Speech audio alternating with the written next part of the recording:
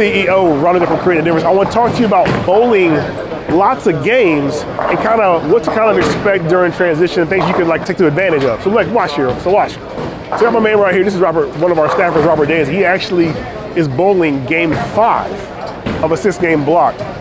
Now there's 6 people on this pair, and he's left-handed. And he's the only lefty on the pair. But I'm gonna talk a little bit about kind of what he was doing, kind of some of his strategies. His first game he went 290, then he had 240, and then his last game he went 190.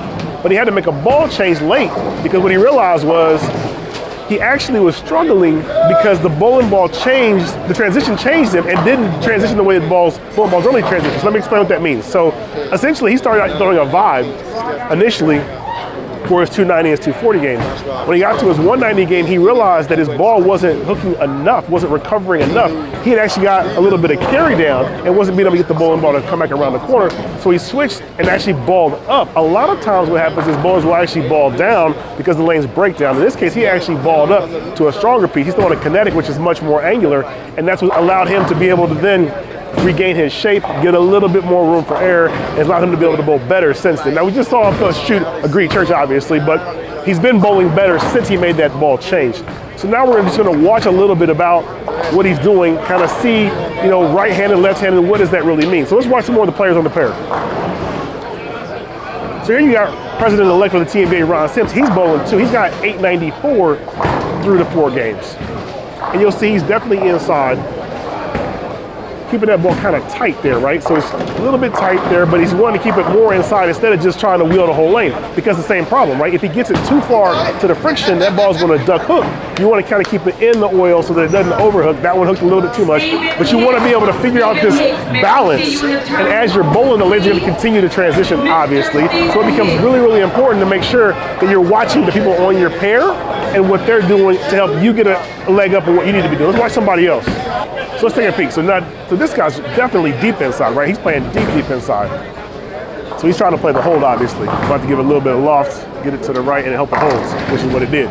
So what that's really telling you is that's one of the keys, right? Like, you've got to be able to see who's on your pair and how they're bowling. Now, what that means for him is he's got an advantage because people aren't going to be able to get further left than where he's already at, right? You won't be able to.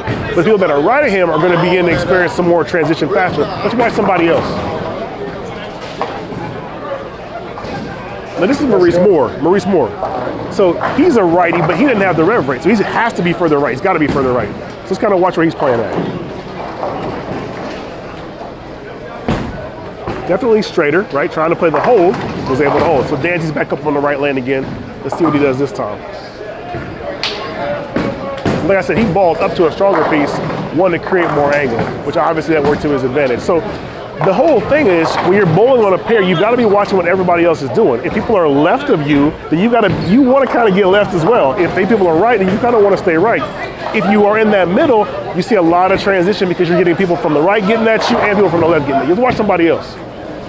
And that's kind of the thing, right? So people always talk about ball changes and making moves with the balls, but they're not really paying attention to what's actually the lane's telling them too. And the lane can tell you a lot based on where other people are playing at. So you can see Ron is left as well. He's not quite as deep as the other gentleman, but he's definitely left. Trying to play that hold. That's over. Close. Trip, 4, forward.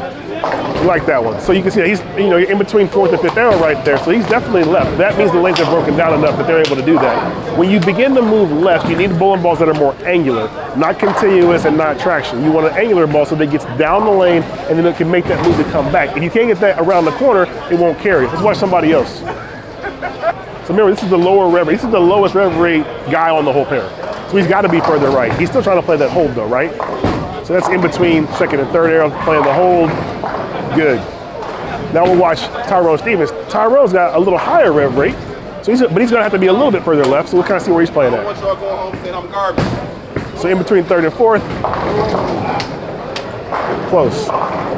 So the whole point of this is you're being able to see, like, basically everybody is to the right or to the left. Because everybody's left, if you're a right-handed player, you want to try to get left 2, and get you a bowling ball that gets down the lane and comes around the corner. When they first started out, everybody was further right to begin with, and maybe you couldn't use your traction or your continuous balls. But as the lanes break down, you've got to begin to move left. You go to balls that are longer, more angular, and then use that to create your angle and create your hold that you need. Watch one more player. Same thing, higher rev rate. Actually, he's over 6th arrow, 5th and 6th arrow. Able to create that angle though, right? His rev rate allows him to create that angle. And as you have a higher rev rate, you've got to be further left to create more entry angle to get that ball to come around the corner. What you're looking for, you say, why are they so far left? What they're looking for is actually head oil. They're looking for oil in the heads to be able to set their ball in to let it push to the right. If it sets down and pushes to the right, then they can be able to get the right kind of shape. If the ball hooks too early, that's no good. So what they're looking for is that head oil to get the ball to push to the right and then get something that's angular to come around the corner. Well, now you have more information about how to bowl on transition and what to look for, not with just your ball reaction, but everybody else's ball reaction. With that being said, I'm out here. CEO Ronnie from Creating the Difference. Talk to you soon.